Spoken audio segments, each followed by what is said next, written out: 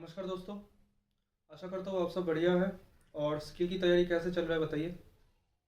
Skill तो आ ही गया है सर पे, तो स्किल के रिगार्डिंग में कुछ चीज़ें आज मैं नोटिस कर रहा था। जैसे मैं आज स्टूडेंट को पढ़ा रहा था तो कुछ पॉइंट्स मुझे लगे कि मेरे जो सब्सक्राइबर्स है, जो व्यूअर्स है, उनके साथ भी शेयर करना चाहिए। तो क्योंकि स्किल अभी बिल्कुल सर पे है और काफ़ी ज़्यादा आप लोग प्रैक्टिस कर रहे हैं, करना भी चाहिए।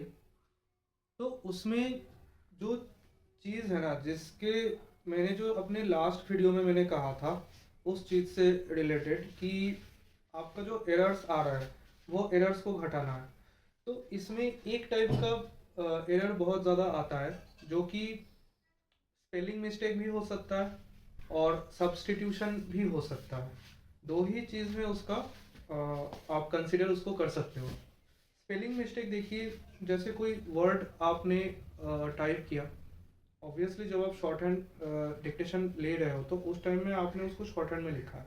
अब जब उसको आप छापने जा रहे हो, टाइप करने जा रहे हो, तो उसमें आपने एक ए की जगह आई लगा दिया या ई की जगह ओ लगा दिया। ऐसा कुछ आपने टाइपो कर दिया या स्पेलिंग मिस्टेक कर दिया। कभी कभी क्या होता है, हम लोग या तो गलत सुनते हैं या इनकम्प्लीट कुछ सुनते हैं, तो उसको गेस करके हम वहाँ टाइप करके चले आते हैं। इससे जो सब्स्टिट्यूशन का मिस्टेक होता है ना, उसमें दो मिस्टेक हो जाता है। अगर आपको कोई वर्ड में डाउट हो रहा है, कंफ्यूज हो रहे हो आप, तो उसको आप स्किप कर दो। अगर आप उसको स्किप करोगे तो आपका एक फुल मिस्टेक काउंट होगा, ना कि दो। ये एक पॉइंट गया। दूसरा पॉइंट मैं बहुत ज़्यादा नोटिस कर रहा हूँ कि सिंगुलर और प्लूरल में बहुत एरर आ रहा है। अब सिंगुलर प्लूरल एक ऐसा चीज़ है जिसके साथ इंग्लिश लैंग्वेज का नॉलेज इंटर रिलेटेड, बहुत ज़्यादा इंट्रिंसिकली कनेक्टेड है। तो मैं शुरू से ये बोलता आ रहा हूँ कि शॉर्ट हैंड हमेशा आपको उसी लैंग्वेज में करना चाहिए या सीखना चाहिए जो लैंग्वेज आपको अच्छे से आती हो। जैसे आप कौन से मीडियम से आप हो वो इम्पोर्टेंट नहीं है। इम्पोर्टेंट ये है कि कौन सी भाषा का ऊपर आपका ग्रास्प अच्छा है, आपका नॉलेज ज़्यादा अच्छा है, बेहतर आप उस भाषा को समझ सकते हो, बोल सकते हो, लिख सकते हो। और आपका वोकाबुलरी, जो एक्स्ट्रा शब्द का अर्थ, उस भाषा का आपके पास अच्छा कलेक्शन है वोकाबुलरी का। ये बहुत इम्पोर्टेंट है। और ये चीज़ शॉर्ट हैंड समझने के टाइम में, ट्रांसक्राइब करने के टाइम में बहुत ज़्यादा हैंडी आता है, बहुत यूज़ में आता है। तो अगर मुझे एक भाषा का या लैंग्वेज का अच्छा नॉलेज है, अच्छा ज्ञान है, और मुझे उस भाषा में बहुत ज़्यादा शब्दार्थ या सिनोनिम्स, एंटोनिम्स वगैरह भी मुझे पता है, तो ये काफ़ी हेल्प में आता है। और इसी से रिलेटेड है आपका एक वचन, बहुवचन, सिंगुलर प्लूरल। और बाकी जितना भी आपका एस ई एस का हो गया, है ना, थर्ड पर्सन सिंगुलर में आपका एस या येस ऐड होता है वर्ब में। तो ये सब चीज़ें आप जब टाइप करते हो उसमें ऑटोमेटिक झलकता है। ऑटोमेटिक आपको हाथ में आपका आ जाना चाहिए। अगर नहीं आता है, जब आप उसको 10 मिनट पहले ख़त्म करके फिर से रिवाइज करोगे, उस टाइप को रीड करोगे, उस टाइम में वो आपका आंखों में फंसना चाहिए और उसको तुरंत आपको करेक्ट करना पड़ेगा। सिंगुलर प्लूरल दो तरीके से आप कर सकते हो। या तो आप जब डिक्टेशन ले रहे हो तभी आप सुन के उसमें सिंगुलर में बोल रहे हो या प्लूरल में बोल रहे हो, उसको समझ के आप वैसे ही शॉर्ट हैंड लो। अगर आपका वो मिस हो जाता है, टाइप करने के टाइम में आपको ज़रूर ध्यान में रखना है कि जिस बारे में ये कहा जा रहा है, तो वो सिंगुलर में कहा जा रहा है या प्लूरल में कहा जा रहा है। ये आपको बिल्कुल ध्यान में रखना है और वैसे ही आपको टाइपिंग करना है। क्योंकि आप अगर ज़्यादातर चीज़ें रख दोगे करेक्शन करने के लिए लास्ट मोमेंट तक, लास्ट मोमेंट में बहुत प्रेशर बिल्डअप हो जाता है। और बाई चांस मैं कह रहा हूँ, गलत सलत जैसे तैसे करके आपने टाइप तो ख़त्म कर दिया 10 मिनट पहले, लेकिन उस 10 मिनट में भी आप पूरा कंप्लीट चेक नहीं कर पाओगे आपके पैसेज को। अगर ग्रेड डी तो 800 शब्द और अगर ग्रेड सी तो 1000 शब्द। कोई मजाक की बात नहीं है ना। 10 मिनट डिक्टेशन लेना कोई मजाक की बात नहीं है। 10 मिनट अगर आपको रील्स घुमाने के लिए बोले, स्क्रॉल करने के लिए बोले, या कोई वीडियो देख लेने के लिए बोले, तो वो तो ऐसे चुटकी में ख़त्म हो जाता है। लेकिन एग्ज़ाम हॉल में जब परीक्षार्थी 10 मिनट का डिक्टेशन लेने बैठता है ना, वो लिखते लिखते सोचता है कि ये ख़त्म क्यों नहीं हो रहा है। जैसे दुख ख़त्म नहीं होता है, वैसे डिक्टेशन भी उस टाइम में ख़त्म नहीं होने का नाम ही नहीं लेता है। होते जाता है, ऑडियो चलता रहता है, ख़त्म ही नहीं हो रहा है। 1 पेज, 2 पेज, 3 पेज, 4 पेज। आप सोचोगे कि क्या गलत हो रहा है क्या? कुछ कुछ नहीं गलत हो रहा है, सब सही हो रहा है भाई। ये है ना कि एग्ज़ाम हॉल में एक एक मिनट 1 घंटे का सामान लगता है, और उसमें तो 10 मिनट आप डिक्टेशन ले रहे हो। 10 मिनट बिल्कुल, एक with in a fraction of a second का भी अगर आपका कंसंट्रेशन ब्रेक होता है, बहुत ज़्यादा भारी नुकसान उसके लिए उठाना पड़ जाएगा आपको। चाहे रिटर्न में कितना मार्क्स ला दो आप, कितना मार्क्स ला दो, इंग्लिश में फुल मार्क्स ले लो, रीजनिंग में फुल ले लो, जनरल अवेयरनेस में 50 में 42 ले लो। मेरे एक स्टूडेंट का आया हुआ है उसका। लेकिन मुझे ये भी पता है कि इस साल स्किल उसका क्लियर नहीं होगा। बताने में दुख होता है, लेकिन सच्चाई यही है। ज़्यादातर क्या होता है ना, मैं देखता हूँ जब आते हैं ना उनका, जब मैं फर्स्ट एक में पहले टेस्ट लेता हूँ, जब मैं टेस्ट में देखता हूँ मैक्सिमम लोगों का एरर्स जो आ रहा है ना, बहुत कैजुअल टाइप के एरर्स आते हैं, बहुत मतलब सिंपल, जो एरर्स कहने में भी खराब लगता है। अगर किसी का बहुत ज़्यादा स्किप हो रहा है, वो लिख ही नहीं पा रहा है, वो अलग बात है। लेकिन किसी का आर्टिकल में एरर आ रहा है, ए एन डी में एरर आ रहा है, सिंगुलर प्लूरल में हाफ मिस्टेक बन रहा है, सब्सटीट्यूशन का मिस्टेक बन रहा है दो दो करके। सबसे हताशा उस चीज़ में होता है, खराब उस चीज़ में लगता है, मैं जब उसका कॉपी देखता हूँ ना, उसका जो शॉर्ट हैंड का आउटलाइन है वो पढ़ने लायक नहीं है। उसका जो बेसिक है ना, वो हिल हिल हिल गया है, वो हिला हुआ है। उसको अगर ठीक से रिपेयर अभी करवाना है ना, तो उसमें इतना ज़्यादा टाइम लग जाएगा कि इस साल नहीं हो पाएगा, अगले साल तक खिंच जाएगा।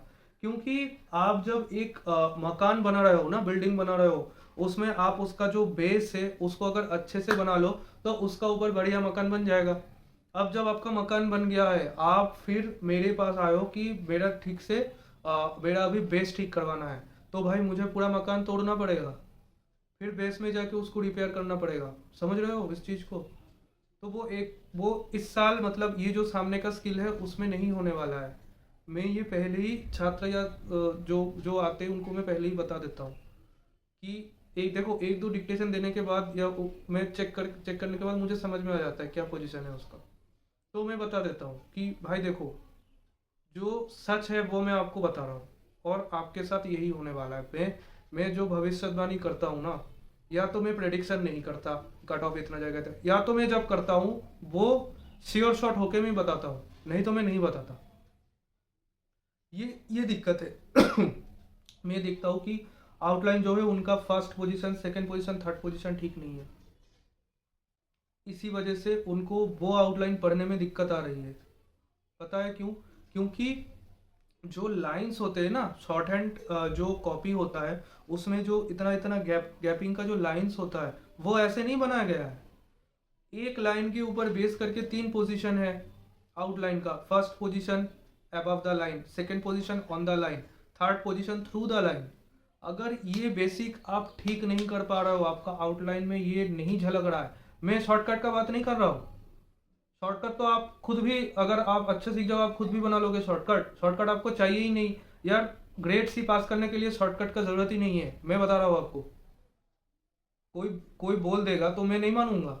ग्रेड सी 100 का स्पीड ना, आप पूरा भावेल लगा के आप उठा सकते हो 100 का स्पीड। 140 160 में पार्लियामेंट्री देने थोड़ी जा रहे हो आप 100 का स्पीड में आप स्किल दोगे, अच्छा खासा भावेल लगा के आप क्लियर कर सकते हो। तो ये सब गलती नहीं है, गलती ये है कि आपको पोजीशन पता नहीं है। जो शब्द बोला जा रहा है उसका प्रोनाउंसिएशन के हिसाब से आउटलाइन का पोजीशन अलग होगा। अब बेस बन चुका है, अब आप बोल रहे हो कि मुझे स्किल क्लियर करना है, 1 महीना भी टाइम नहीं बचा है, तो अभी आप क्या करोगे? अभी आप जो कर सकते हो ना, आपको अगर गलत आउटलाइन पढ़ने का, रीड करने का हैबिट बन गया है आपके अंदर, तो वेल एंड गुड, उसी को चलाओ। क्वालिफाई करने से मतलब है, नौकरी चाहिए ना। जो गलत आउटलाइन आप इतने दिन बना रहे हो गलत पोजीशन का, उसी को अच्छे से आप प्रैक्टिस करो। इतना प्रैक्टिस करो कि तुरंत देखते ही आपको पता चल जाए। ऐसा नहीं कि पढ़ते पढ़ते आप अटक जाओगे। 10 मिनट का रीडिंग टाइम मिलता है, 10 मिनट 7-8 मिनट में आपको पूरा रीड करना है। 5-6 पेज का बनेगा आपका, पूरा 5-6 पेज आपको रीड करना है। जहाँ पे आपको दिक्कत होगा वहाँ पे नीचे वहाँ पे कोई मार्किंग छोटा सा कुछ करके जाओ, ताकि नेक्स्ट टाइम जब टाइप करने टाइम में आपको सोचना है या कुछ है, अगर एक्स्ट्रा टाइम है तो थोड़ा सोच लो कि क्या आउटलाइन था या ये। लेकिन भाई कैलकुलेटेड रिस्क लेना है। श्योर नहीं हो, गलत लिख के आ जाओगे, -2 हो जाएगा। पता है ना, रूल देख लो। जो एरर का रूल बना एसएससी ने रिवाइज किया है वो देख लो अच्छे से, आपका वेबसाइट में पड़ा हुआ है, उसको अच्छे से देख लो। तो मुझे इस बारे में बात करना था कि आर्टिकल, प्रीपोजिशन, सिंगुलर प्लूरल, इसमें ध्यान रखो। छोटा छोटा मिस्टेक ना हॉल में 2-3 गुना हो जाएगा, टाइम नहीं लगेगा वो होने में, और आप फेल हो जाओगे। ठीक है, तो चीज़ों को सीरियसली लो। और अगर आप ऑलरेडी किसी के पास भर्ती हुए हो, पढ़ रहे हो, तो भैया उनको अपना आउटलाइन अच्छे से दिखाओ। और मैं ये बोल रहा हूँ कि शुरू से सीरियसली पढ़ो, बस टाइम पास करने के लिए आना जाना मत करो। शुरू से अच्छे से सीरियसली सब्जेक्ट में ध्यान दो, और हर दिन कम से कम 2 से 3 घंटा आप इस शॉर्ट हैंड को दो। पिटमैन या जो भी शॉर्ट हैंड क्रेक जो भी सीख रहे हो, 2 से 3 घंटा दो डेली। अगर आपका बेसिक अभी बन रहा है तो आपका बेसिक अच्छा बनेगा। जितना ग्रामर वगैरह है उसको अच्छे से ध्यान देके उसको पढ़ो। ये बाद में आपके लिए आसान होने वाला है। अगर आप उसको अच्छे से नहीं पढ़ोगे, आप बाद में नहीं कर पाओगे। ये तो ग्रामर तो बहुत बेसिक शॉर्टकट है, ये तो आपको जानना ही पड़ेगा, है ना। और शॉर्ट हैंड में ऐसा बहुत शब्द है जिसका आउटलाइन सेम है। एक आउटलाइन में 2 से 3 शब्द बनता है। अब बताओ उसको आप कैसे समझोगे। उसके लिए या तो इंग्लिश में आपका नॉलेज ठीक ठाक होना चाहिए, अच्छा खासा नॉलेज होना चाहिए। आपको जिस कंटेक्स्ट में वो सेंटेंस आ रहा है, पैसेज में क्या बताना चाह रहा है, उसमें ध्यान होना चाहिए। आपको कहानी कहानी समझ में आनी चाहिए कि किस बारे में बता रहा है। कोई पॉलिसी के बारे में बता रहा है, कोई स्कीम बता रहा है, कोई इकोनॉमी का बता रहा है, बजट का बता रहा है, प्रेसिडेंट का स्पीच है, कॉलेज में गया है, क्या हो रहा है उस बारे में पता होना चाहिए। ऐसा नहीं कि अंधा अंधा बन के बस लिखते जाएंगे, नहीं, वो नहीं है। आपको पूरा माइंडफुल होके डिक्टेशन लेना है और माइंडफुल होके टाइप करना है। पूरा स्टोरी भी समझ में आना चाहिए। ये पूरा ना एक कॉम्पैक्ट चीज है, ठीक है। इसको पूरा कॉम्पैक्ट तरीके से समझो और वैसे ही अपने कॉपी में उतार दो कमीशन के सामने। बाकी आपका लिस्ट में नाम आएगा, नौकरी पक्की हो जाएगी, आराम से नौकरी करोगे। कम से कम जिंदगी में सबसे बड़ी जो परेशानी है ना, उसका हल हो जाएगा। आज के दिन में अगर नौकरी है तो आपके पास जान है, बाकी और कोई दिक्कत नहीं है। मेन प्रॉब्लम इसी में आता है। बाकी प्रॉब्लम तो ज़िंदगी में प्रॉब्लम तो आता ही रहेगा, है। मेन ये चीज़ हल कर लो, बाकी आगे का आगे सोचना है, ठीक है। चलो, ऑल द बेस्ट।